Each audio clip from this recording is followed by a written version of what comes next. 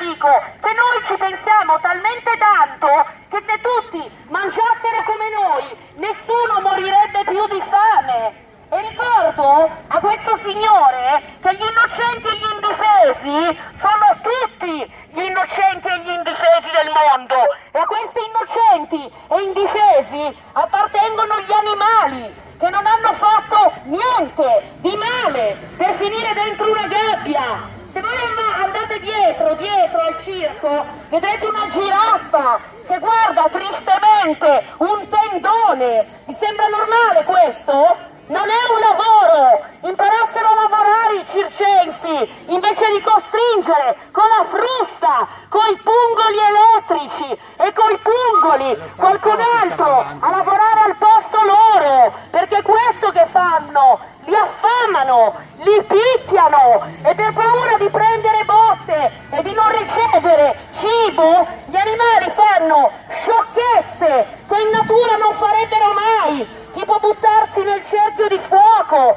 tipo mettersi in equilibrio su uno sgabello. Trovate divertente tutto questo? Lo trovate educativo per i vostri figli?